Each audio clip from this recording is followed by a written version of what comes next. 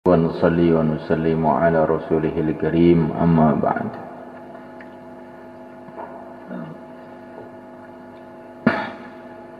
Hadirin muliakan, kita di dunia ini bukan mau kita di dunia ini atas maunya pencipta alam semesta ini, Allah Subhanahu wa ta'ala. Kita dulu tidak ada di dunia ini, kemudian Allah telah adakan kita, Allah telah ciptakan kita dalam waktu yang tidak lama. Kemudian Allah akan pindahkan kita ke negeri yang kekal abadi, negeri akhirat.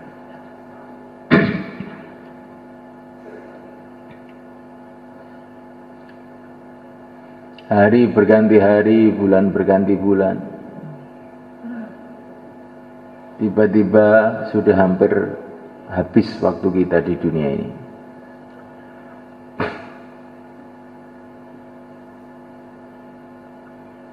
Dunia ini kelihatannya ramai sekali,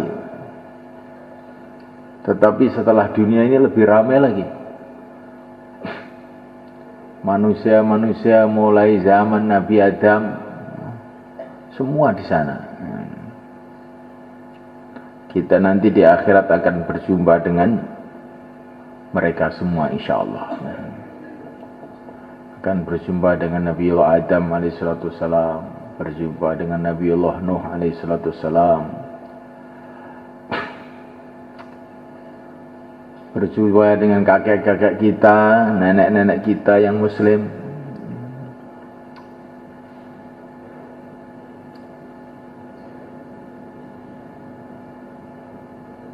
Kalau di dunia, kalau hari raya kita ketemu teman-teman, family, ya, mbah-mbah. Nanti di akhirat ketemu seluruh para nabi, seluruh para rasul, seluruh orang-orang iman yang terdahulu. Pokoknya ramai sekali lah di sana nanti. Semoga begitulah adanya, insyaallah. Malaikat, jangan sampai kita ini terkesan dengan keadaan-keadaan dunia, hiruk pikuknya dunia ini, yang cuman beberapa hari ini, sehingga kita lupa kehidupan yang kekal abadi yang selama-lamanya. Dunia ini dijadikan oleh Allah hanya untuk persiapan akhirat.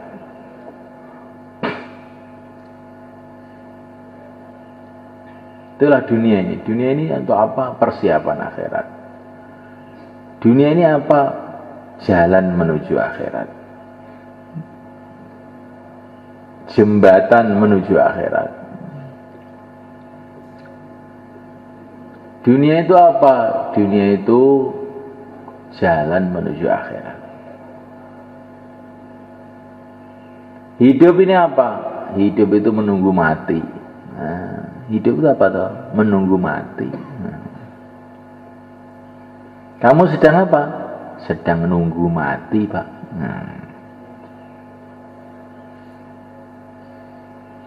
Kerja apa kamu? Persiapan akhirat. Insyaallah, malaikat. Hadirin mulakan Allah Subhanahu wa taala. Dan kita di dunia beberapa lama ini ada tanggung jawab. Tanggung jawab kita adalah menghabiskan umur kita dalam agama.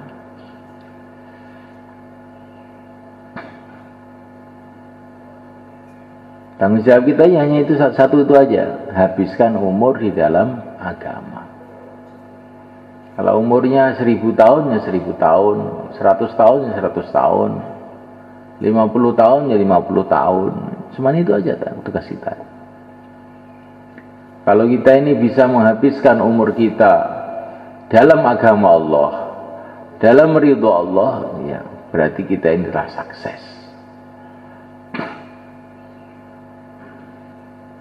Ada teman, nggak ada teman, orang suka, orang nggak suka, sehat, sakit, kaya, miskin, itu tidak penting sekali. Yang penting itu habiskan umur dalam ridha Allah, dalam agama. Setelah itu masuk surga. Nah, sudah. Di sanalah kaya semua, di sanalah sehat semua, di sanalah puas semua 100%. Aisyatun radiyah, kehidupan yang memuaskan, tempatnya memuaskan, istana-istana dari emas, dari intan, sungai-sungai dari susu, dari madu.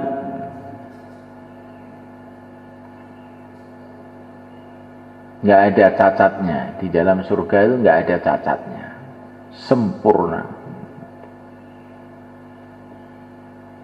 Nggak ada istilah, wah ini genteng bocor perlu diperbaiki. Di surga nggak ada bocor-bocor, itu nggak ada. Semua sempurna. Aisyatun radiyah, puas 100%. Apa yang kita mau langsung Allah jadikan.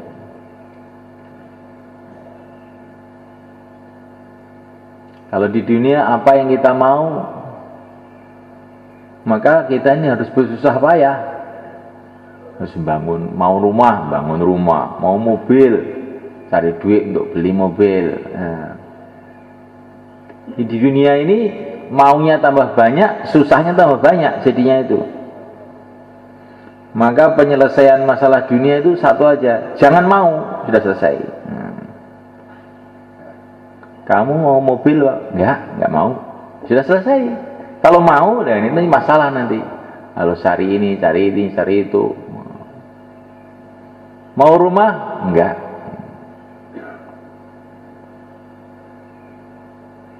Tapi kalau di surga, apa yang kita mau, Allah jadikan.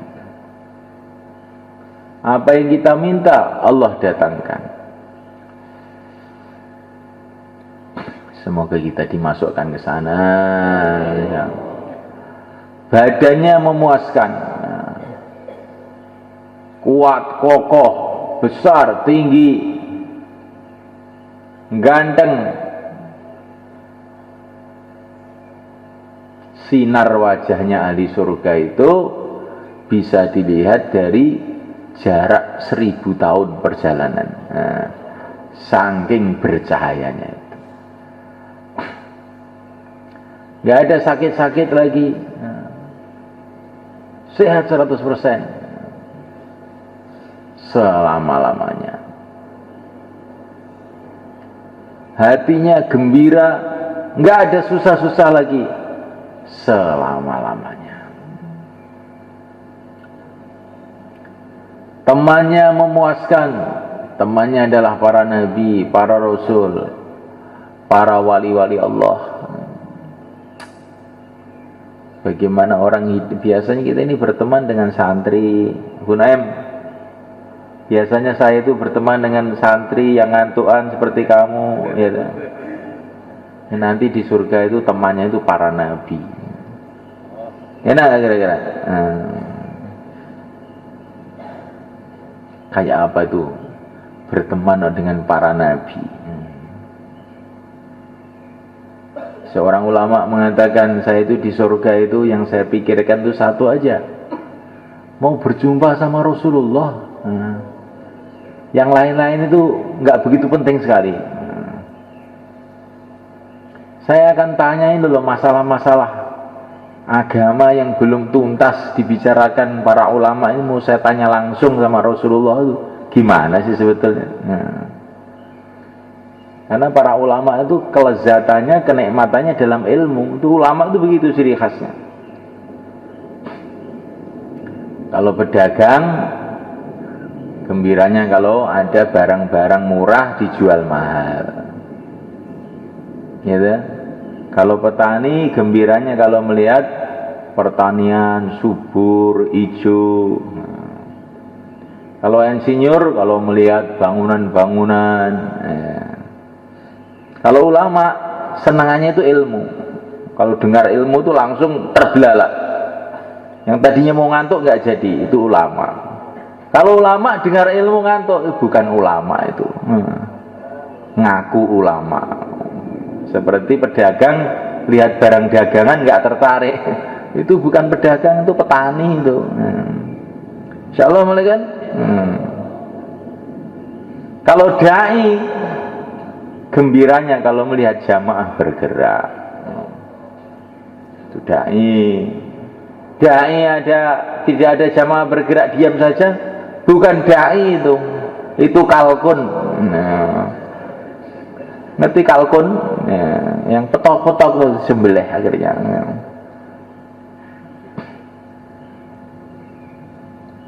Biar melek aja kamu ya. Bukan mau disembelih enggak ya. Enggak usah disembelih juga mati nanti ya. Jadi semulaikan Allah Subhanahu wa taala. Itulah tempat yang telah dijanjikan oleh Allah kepada kita. Maka apa yang harus kita buat supaya kita sampai ke sana? Ini yang kita pikirkan sekarang. Habiskan umur kita dalam agama. Bagaimana caranya menghabiskan umur dalam agama? Kalau kita membuat suasana perjuangan agama.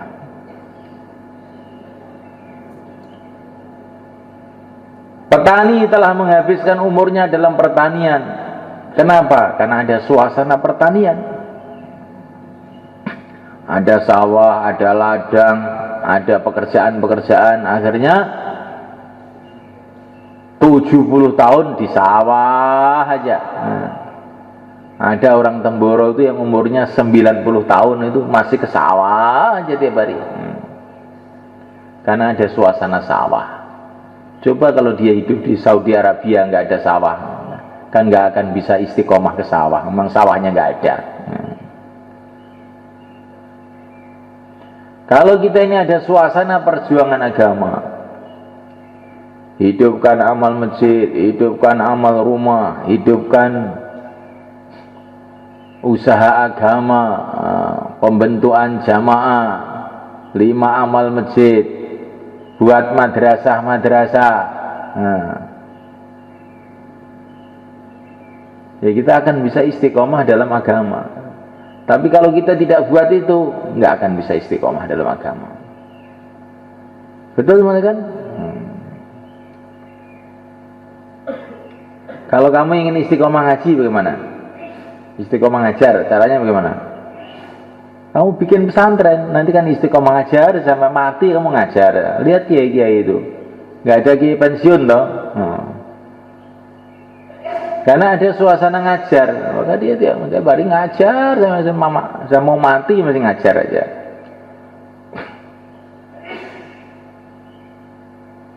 Maka kita ini perlu membuat suasana perjuangan. Itulah kehidupan yang telah dicontohkan oleh yang mulia Nabi Agung Muhammad SAW. Kehidupan beliau ini kehidupan perjuangan, bukan kehidupan santai, diam, enggak, perjuangan.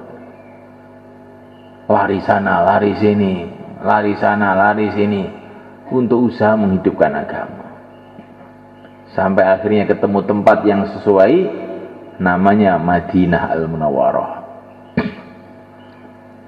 Di sana banyak orang yang siap untuk membela agama. Orang-orang Madinah ini orang yang gembira dengan perjuangan. Wajib syukru alaina mada'a lillahi da. Wajib kita syukur selagi masih ada orang dakwah. Itu semboyannya orang Madinah. Maka Nabi betah di sana. Karena Nabi itu dai. Betahnya itu kalau kumpul orang-orang dakwah. Siapa yang bisa betah dengan orang dakwah? Yang dai. Siapa yang bisa betah kumpul petani? Ya petani. Kalau pegawai negeri kok kumpul petani, nggak akan betah lama. Cuma lihat tok, orang mencangkul sambil dia melihat udara segar di sawah, dia sebentar terus pergi ke kantor. Kalau di kantor dia berhari-hari, berbulan-bulan kuat. Karena dia ini pegawai negeri, bukan petani. Yang bisa betah dengan pertanian, petani. Yang bisa betah dengan tentara siapa? Ya orang tentara-tentara itu. Coba kalau kamu disuruh ke markas tentara 0501 itu, kamu suruh duduk di situ 1 hari, kita nggak betah. Ngapain saya di sini? Ya akan betah.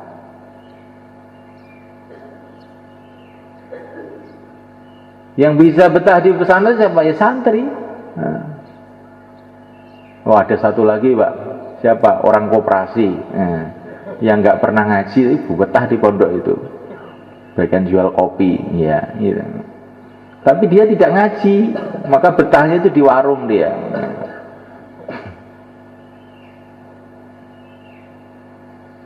Namanya Allah Subhanahu wa taala. Maka kalau kita ingin betah di dalam agama, jadikan diri kita ini dai, nanti kan betah dalam agama.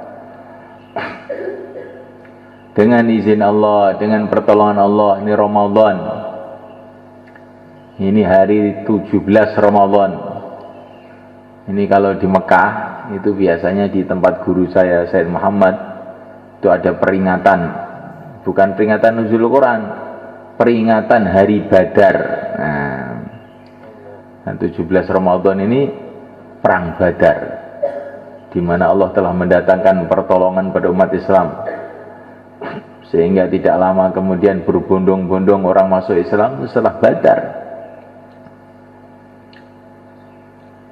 Jadi semalakan Allah Subhanahu wa taala, ini Ramadan ini kita doa kepada Allah agar kita ini oleh Allah dibuka hatinya sehingga menghabiskan umur yang entah tinggal berapa hari ini nggak tahu, untuk ridha Allah, untuk agama Allah. Insyaallah malikan. Inilah pekerjaan yang terbesar. Tidak ada orang yang paling mulia, tidak ada orang yang paling cerdas, tidak ada orang yang paling berpengalaman melebihi yang mulia Nabi Agung Muhammad SAW. Ilmunya, kecerdasannya. Wa kulluhum min rasulillahi multamisun gharfan minal bahri aw rashfan minad diyami. Ini katanya Al-Busiri dalam Qasidah Burdah. Seluruh manusia itu, seluruh nabi, seluruh rasul itu bagaikan seciduk air dibandingkan lautan, kalau dibandingkan dengan yang mulia Rasulullah SAW. Ilmunya yang tertinggi, pengalamannya yang tertinggi, naik 7 lapis langit sampai Sidratul Muntaha.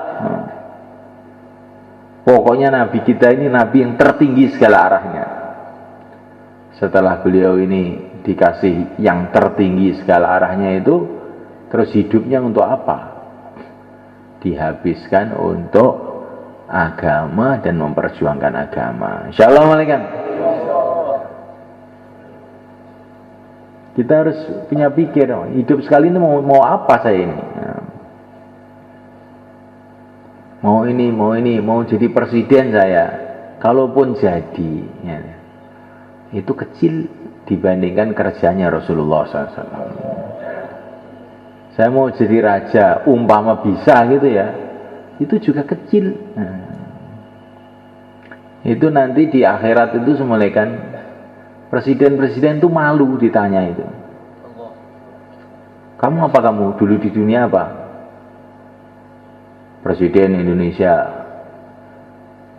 Berapa lama kamu jadi presiden? Kalau menurut ukuran sini berapa lama? 5 menit. Nah, presiden kok 5 menit? Wah, apa kamu itu? Kamu itu ditipu sama pemilu kamu itu. Presiden 5 menit, presiden apa? Itu presiden ketoprak itu namanya. Ngerti ketoprak? Kalau ketoprak itu orang Jakarta itu dimakan. Kalau ketoprak orang Jawa Timur itu ditonton.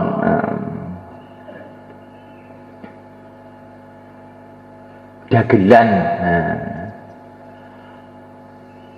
Kerja yang sebetulnya itu kerja agama ini semalakan.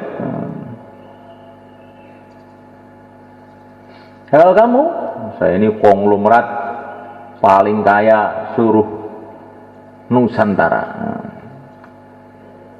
Harta kamu berapa? Kalau dihitung sini, ya dapat kerikil satu. Kerikil satu aja kok konglomerat. Kamu itu melarat bukan konglomerat. Kerja yang sebenarnya lah agama. Maka kita pegang kerja ini silakan, insyaallah. Dan kerja ini kerja mulia dan tidak sulit. Semua orang bisa mengerjakan. Sudah menjadi ketentuan Allah. Perkara itu kalau penting malah dimudahkan oleh Allah. Seperti angin itu penting, maka dimudahkan oleh Allah. Nggak usah beli angin itu. Air itu penting, maka dimudahkan oleh Allah. Nasi itu penting, maka dimudahkan. Bukan sulit sekali cari nasi, kamu nggak usah cari juga makan tiap hari. Tapi kalau yang tidak terlalu penting kayak mobil, itu disulit-sulitkan oleh Allah. Karena yang nggak begitu penting, orang nggak pakai mobil itu nggak apa-apa sebetulnya, malah sehat. Pakai mobil itu bikin penyakit. Nah, agama itu lebih penting daripada angin, daripada air, daripada makanan. Maka oleh Allah dimudahkan. Pakai syarat satu saja, mau gitu dok. Angin itu mudah, tapi kalau kamu memang tidak mau bernapas, hidung kamu buntet, ya nggak bisa. Nah, agama itu mudah asalkan mau. Nah, tandanya mau itu bagaimana? Menyiapkan waktu untuk agama. Menyiapkan waktu untuk agama itu bagaimana? Sekarang juga berangkat 4 bulan atau 40 hari. Gimana? Insya Allah. Nah, silakan berdiri, silakan. Ini keluar akhir Ramadan seperti 70 kali keluar, insya Allah. Semua yang mau keluar kesehatan. Ini kok orang Banyuwangi ke sini ada apa? Oh, ibu anak, saya kira orang metu. Ini santri yang masih diterangkil ya. Santri yang masih diterangkil, dijaga amalan. Sudah ada musyawarah belum? Santri terangkil coba angkat tangan. Sudah ada musyawarah? Apa programnya? Mana penanggung jawabnya? Penanggung jawabnya mana? Siapa penanggung jawabnya?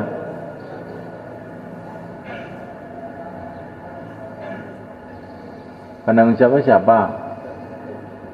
Mana orangnya?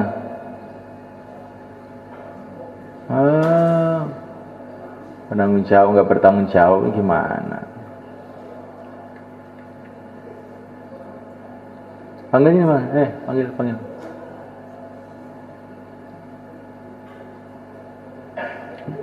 Coba santri terangkil semua ke depan, yang lain-lain bisa mau musyawarah kita.